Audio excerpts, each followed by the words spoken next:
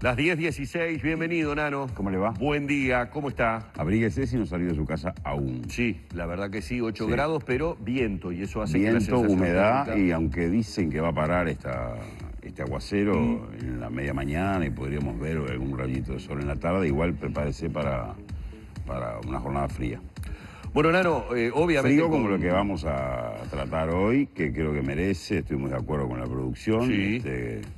en volver sobre este tema, que si bien estuvo tanto en Subrayado como en otros lados, creo que amerita un análisis mayor, sobre todo tratando de pensar en casos subsiguientes, en sentar un precedente, ¿no? Exactamente. Estamos hablando del caso de Rivera, este hombre que ya se quitó la vida, ya está probado que se quitó la vida y no que fue asesinado en la cárcel allí en Cerro del Carancho, en Rivera, donde estaba recluido al día siguiente de que fue encarcelado, después de probarse finalmente por una denuncia anónima. Esto quizás sea lo más dramático, y la actuación policial que logra probar el abuso, el incesto realizado por este hombre en una familia muy numerosa, que comienza con sus 2 hijas, y que producto de ese abuso, violación, hay un nacimiento inicial de un niño que fallece, y después hay otro nacimiento de un niño que tiene 7 años, pero no solo abusó de sus hijas, sino que abusó de ese niño, de sobrinos. Era una situación constante, enraizada en toda una familia, ¿no? Sí. Conocido por el barrio. Y lo más inquietante que tiene esto es que desde el 2009 había conocimiento en las autoridades judiciales, organismos en derredor de temas sociales como este. Alguien decía en algún lado que la frontera, y específicamente Rivera, es un lugar donde estos hechos se suceden sistemáticamente, pero aquí había un conocimiento. Hubo un intento, un ADN que probó que este niño era producto de una relación entre padre e hija, y hubo un archivo del caso de parte de la jueza Tórtora en aquel momento y el fiscal Chechi, que obviamente es el motivo de análisis y de pregunta, porque la respuesta o el análisis en aquel momento es que para establecer el delito de incesto, que es el que se señalaba, o la figura que se podía tipificar, debería mediar el escándalo público. Entonces cabría preguntarnos, ¿no?, ¿qué es un escándalo público? Si uno tiene en un expediente probado, un ADN, que hay un padre que abusó de una hija y hay déjeme terminar, porque yo sé que usted se infla las branquias y no puede más. Pero si está probado eso, claro, eso ya de por sí es un escándalo. Claro, pero además el propio expediente judicial dice que el barrio conocía la situación. Si eso no es probar el escándalo público... Entonces, bien, el caso se archiva. Pasan muchos años donde todo esto se sucede, los niños crecen, seguramente hubo otros abusos. Y hoy tenemos la situación que se desencadena finalmente por una denuncia anónima. Vaya a saber usted quién levantó ese 0800 5000 o 0800 no sé qué, para decir que esto pasaba y alertar a la policía. Ahora es un escándalo público porque estamos nosotros hablando de esto. Claro. Ahora sí es un escándalo público, ¿no? Pero ahora la situación tiene menos arreglo. Pasaron 9 años o 7 años desde la primera instancia en que las autoridades tomaron contacto con esto.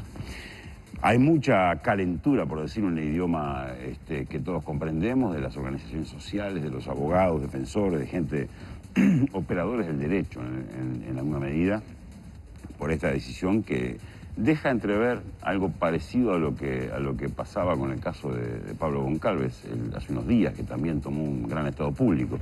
Parece haber un negro ahí en la ley, en la legislación, donde puede meterse una circunstancia no comprensible para el común denominador de la gente. Como si Goncalves era periciado como un psicópata, cómo podía cumplir una pena como si nada pasara y salir a la calle considerándoselo un psicópata.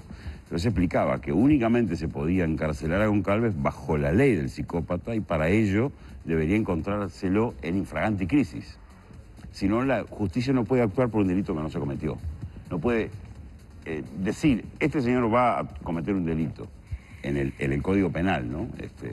Entonces ahí hay un negro, evidentemente hay un negro en la ley que permitió que esto sucediera a vista y paciencia de Mides, INAU y el vecindario entero, ¿no?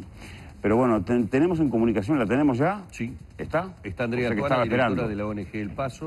Bueno, la, Andrea la Tuana. licenciada, que me imagino también debe tener Sí. una visión bastante crítica de esta Sí, situación. respire Tuana, respire hondo, y díganos un poco cómo vive organizaciones como la de ustedes, mujeres dedicadas a este tipo de situaciones y otras tan violentas como esta, un dictamen como este y un resultado, lo que termina siendo el resultado de esta situación que ya tiene unos cuantos años allí en un expediente, en un cajón de un juzgado. Buen día. Bueno, buenos días a todos.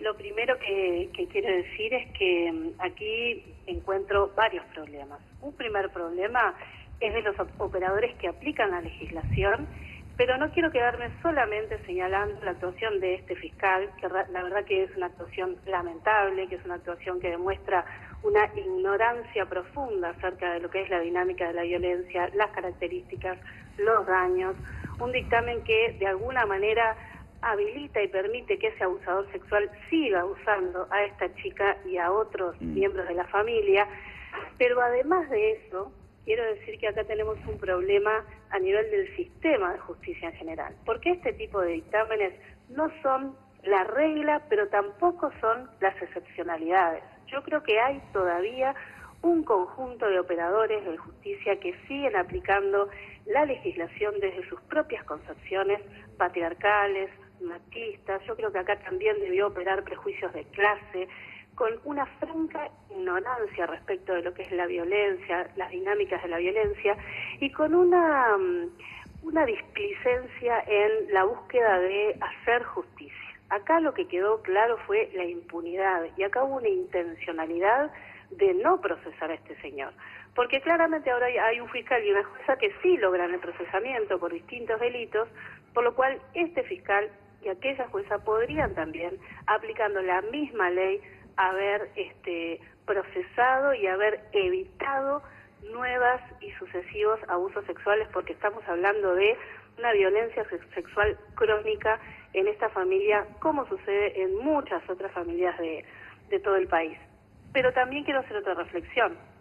Quiero preguntarme qué estaban haciendo las demás instituciones públicas que conocían la situación de esta familia, que conocieron aquel fallo judicial en aquel año y que quedaron aparentemente sometidos a un fallo judicial sin generar nuevas actuaciones, sin generar ese escándalo público necesario, sin generar la protección necesaria para el resto de los miembros de la familia, y recién años después se logra activar. Entonces acá hay una gran omisión del sistema de justicia. Yo creo que el fiscal Díaz, que me consta que es un fiscal con una profunda formación y sensibilización en estos temas, le vamos a pedir que tome cartas en el asunto, que haga una verdadera formación y especialización de sus fiscales, pero también a la Suprema Corte de Justicia, que tiene que seguir trabajando en la formación de sus jueces, y a la Facultad de Derecho, porque estos operadores salen de la misma facultad que no los forma en estas temáticas, y eso es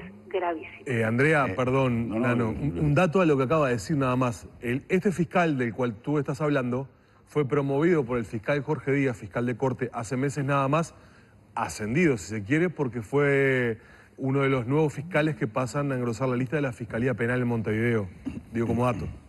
Bueno, tremendo, ¿verdad? Con un antecedente de esta naturaleza, creo que es necesario, a mi juicio, rever esa medida, pero eso es resorte del fiscal general. Tuana, una pregunta que también se desprende de lo que tú decías y de lo que comentábamos acá. Obviamente están en tela de juicio el dictamen de la jueza, el pedido fiscal de aquellos años, pero tú dejaste caer algo que también es preocupante, y es las actuaciones, en este caso, de Einau y Mides, que conocían este hecho. ¿Qué hubieras esperado tú, o qué considerás que el sistema debió haber hecho ante una negativa judicial respecto de que este caso tomara figura delictiva? Yo creo que lo que hay que hacer, como hacemos permanentemente cada vez que nos encontramos con un fallo judicial que desprotege, que deja impune, es apelar, es buscar nuevas pruebas, es hacer escándalo público, es salir a la prensa, es hacer todo lo que esté a nuestro alcance para lograr, no que los jueces fallen como a mí me parece, ese no es el mensaje que quiero traducir.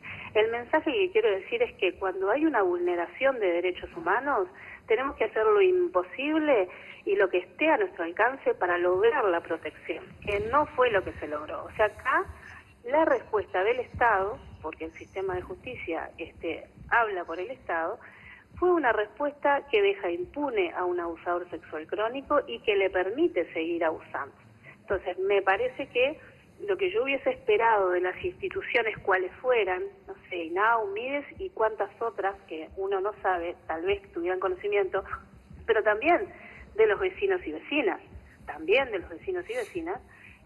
que tomaran, que siguieran las actuaciones judiciales, pero también de protección, para tratar de evitar que estos abusos se sigan reiterando y para darle la atención especializada que todos esos niños requieren, ¿verdad? Sí, o sea, está clarito que la culpa es de todos, ¿no? De todos. Yo creo que es una responsabilidad enorme que me parece que las instituciones no están tomando... El sistema, sí. Claro, exactamente. Tuana, gracias por estar, como siempre. Nos vamos despidiendo de ti por ahora. Muchas gracias por este contacto. Gracias a ustedes y nosotros vamos a seguir trabajando sobre este tema. Bueno, y sobre este tema también nos ha anunciado la producción que seguramente la licenciada Andrea Tuana sea invitada para debatir en una mesa en donde haya también otros operadores que han tenido que ver en esta situación, para aclararle también un poco a la gente que se hace muchísimas preguntas después de los detalles que hemos conocido. Lamentablemente se nos ha... Una pregunta que yo me hago simplemente, sí, ¿no? ¿Cómo es, si habrá desconfianza de las instituciones hacia la prensa? Porque es muy simple hacer esta denuncia. Había un ADN confirmado de positivo, que hubiera venido alguien del Mides o del INAU acá a sentarse y decir, hay un caso en Rivera, un ADN positivo, se archivó el caso. Ahí tenía el escándalo público. Claro, obviamente. Gracias, Nano. Un placer. Bueno, vamos a la pausa, son las 10:27 minutos, tiempo para la pausa y para irnos inmediatamente a la mañana en casa. Cerramos el espacio de Nano Fole.